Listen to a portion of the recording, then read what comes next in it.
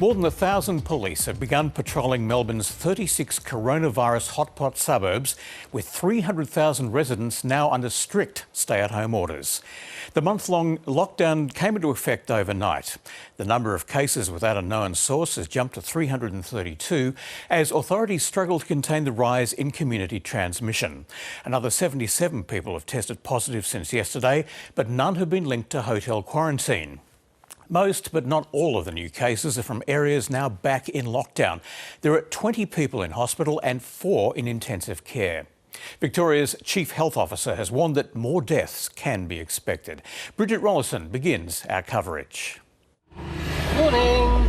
Do you have a driver's licence for me? I do have a driver's licence for you. This is the new normal for residents in locked-down suburbs. Long lines of cars queuing at checkpoints, police making sure they have a valid reason to leave the area. If you blatantly breach those rules, you will be fined, be in no doubt. For the next month, more than 1,000 police officers will patrol Melbourne's north, west and elsewhere. They'll be scanning licence plates to check where drivers live.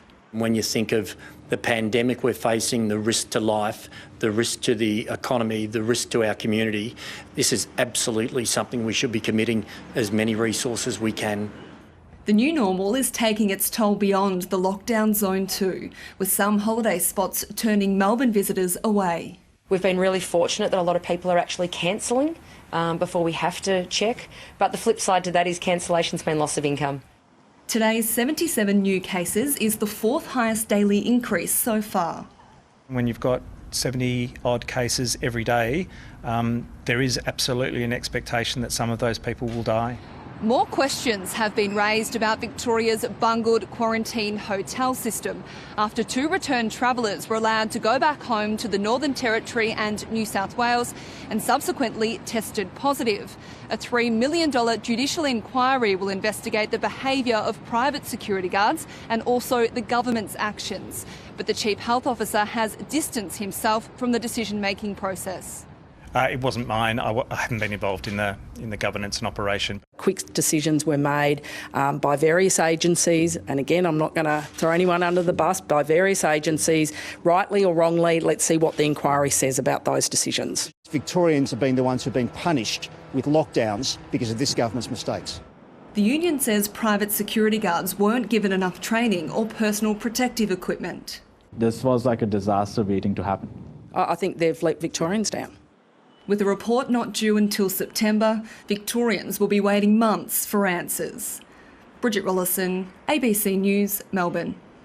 Well, our state political reporter Richard Willingham joins us now from Broadmeadows. Rich, what does this inquiry into hotel quarantine mean for the state government and Premier Andrews?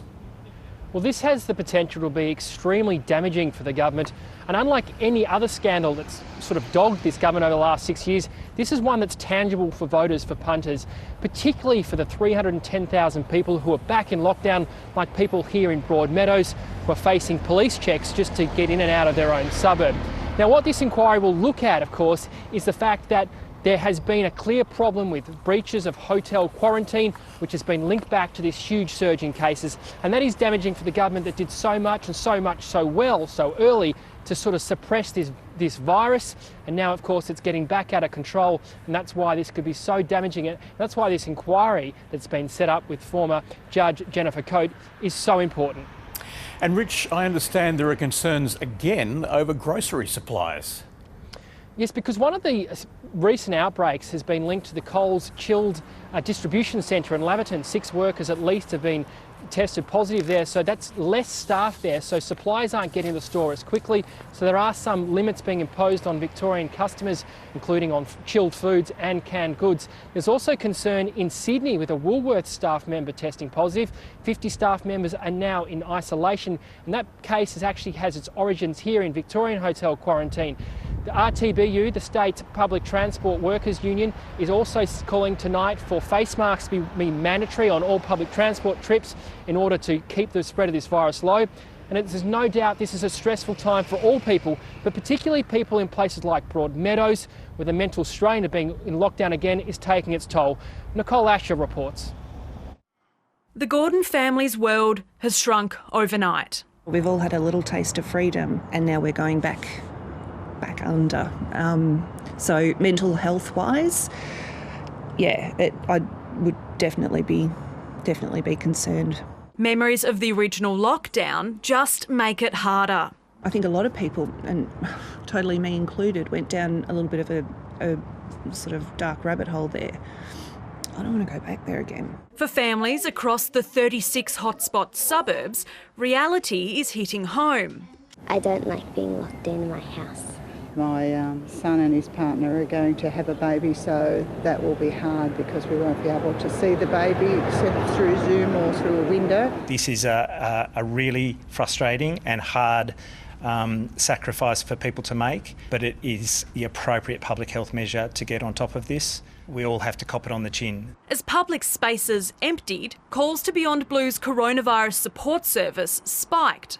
Yesterday was actually the highest day in terms of contacts ever since we set that service up in April. There are concerns that having parts of the community in lockdown while others are free to roam will lead to a damaging social divide. We cannot further stigmatise and marginalise these communities. We have to show kindness and compassion and understanding that, again, this could happen in our suburbs. I would implore people just to stop and think about it. Just give it another second before you say or do anything, because in a month's time, it might be your next door neighbour. They're hoping this will be the final shutdown. Nicole Asher, ABC News, Melbourne.